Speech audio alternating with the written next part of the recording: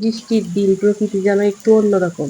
পাতায় পাতায় জমা পানির ফোঁটা, মিটমিটে আকাশ আর ধোঁয়াশায় ঢাকা দূরে সবকিছু শান্ত। হ্যালো বন্ধুরা, আসসালামু আলাইকুম। কেমন আছো তোমরা? আশা করি সবাই ভালো আছো।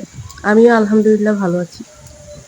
বৃষ্টির দিন একা একা বসে বৃষ্টি দেখছি আর ভাবছি। বাইরে বৃষ্টি দেখে অনেক ভিজতে ইচ্ছা করতেছিল, কারণ ছোটবেলায় কত এই বৃষ্টিতে ভিজছি। মানে বন্ধুদের সাথে, নিজে একা কত যে গ্রামে এইসব বৃষ্টিতে আম কুড়াতাম, তারপরে এমনিতেও ভিজতাম বান্ধবীদের সাথে। আর এখন বাসায় বসে বসে ভাবতেছি ওই ছোটবেলার কথা।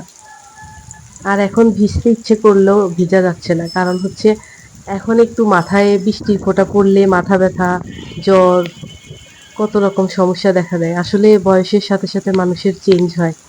আগে কত বৃষ্টিতে ভিজতাম, কিচ্ছু হতো না, 2-3 ঘন্টা বৃষ্টিতে থাকতে পারতাম। আর এখন 2-1টা ফোঁটা পড়লে মাথা ব্যথা, বৃষ্টি মানে গায়ে পড়লেই জ্বর আসবে, মাথা ব্যথা শুরু হয়ে যাবে।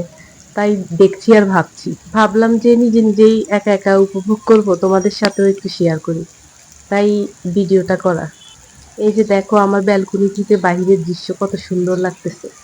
বাইরে বৃষ্টি হচ্ছে, থেকে থেকে গাড়ি আসছে, রিক্সা আসছে, তারপরে এই যে বাচ্চারা বাহিরে খেলাধুলা করতেছে, বৃষ্টির মধ্যে ভিজতেছে, মানে ওদেরকে দেখে আমার ছোটবেলার কথা মনে পড়ে গেল। তোমাদের কার কার ভালো লাগে বৃষ্টি? আমার তো ভালোই লাগে। আর এই বৃষ্টির দিনে ভুনা খিচুড়ি হলে তার কোনো কথাই নেই। তারপরে চানাচুর মাখা, বাদাম বাদাম ভাজা। বৃষ্টির দিনে শুরু হয়েছে বৃষ্টি, দেখো আর এগুলি খাও আর ঘুমাও। আহ, কি শান্তি! তোমাদের সাথে আমার ছোটবেলার একটা ঘটনা শেয়ার করব। এরকম বৃষ্টি হচ্ছিল, মানে আমার ওই দিন পরীক্ষা ছিল। আমি মনে হয় তখন ইয়েতে পড়ি, 10-এ পড়ি মনে হয়। সম্ভবত একটা পরীক্ষার সময়। মানে আমার পরীক্ষা শুরু হবে, পরীক্ষা শুরু হওয়ার আমি আধা ঘন্টা আগে আমি বাসার থেকে রওনা দিচ্ছি। এত বৃষ্টি হচ্ছে, মানে কিভাবে যাব চিন্তা করতেছি, কিভাবে যাব। তারপর পরীক্ষা, তো যেহেতু পরীক্ষা যেতে তো হবে। পরে বের হলাম, মানে বাসার থেকে অল্প একটু দূর গেছি, পরে এত জোরে বিজলি চমকাইছে, মানে আমি ভয়ে আমি দৌড়াই বাসায় চলে এসেছি। আমি আর পরীক্ষা দিতে সেদিন যাইনি। আমি ভাবছি আমার পরীক্ষা মিস হয়েছে। আসলে পরদিন জানতে পারলাম যে পরীক্ষাটা হয়নি, কারণ বাতিল হয়ে গেছে।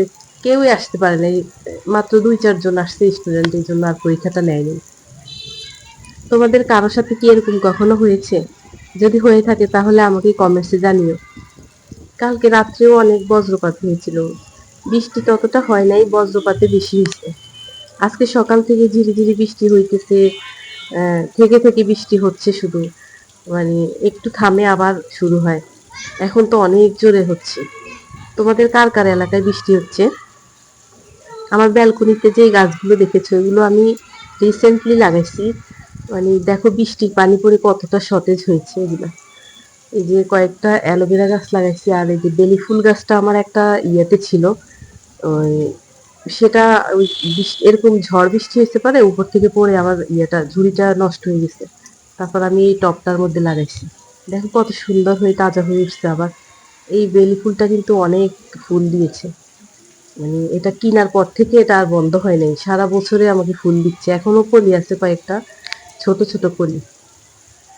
তো বন্ধুরা, ভিডিওর এই পর্যন্ত যদি তোমরা কেউ থেকে থাকো, আর আমার ভিডিওগুলো যদি তোমাদের ভালো লেগে থাকে, তাহলে আমার চ্যানেলটাকে সাবস্ক্রাইব করে দিও, আর কমেন্টস লিখে লাইক দিয়ে আমার পাশেই থেকো।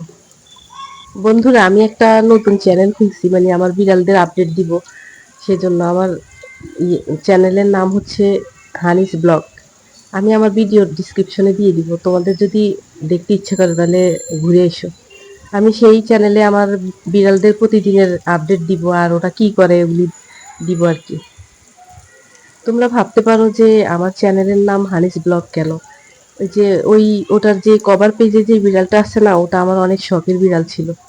ও 1 বছর মানে আমার সাথে ছিল। আমি ওকে অনেক আদর করতাম। ওর নাম হানি ছিল। কিন্তু কয়েকদিন, মানে আমি ওকে বাহিরেও ছাড়তাম, ও সিঁড়ির মধ্যে খেলাধুলা করতো। একদিন হঠাৎ করে হারাই গেছে গা, কে যেন নিয়ে গেছে আমার বিড়ালটাকে, ওকে আর খুঁজে পাচ্ছি না। এখন আর ও নাই, কিন্তু ওর ওর নামে আমি খুলছি আর কি চ্যানেলটা। তো বন্ধুরা, ব্লগটা আজকের মতো এখানেই শেষ করলাম।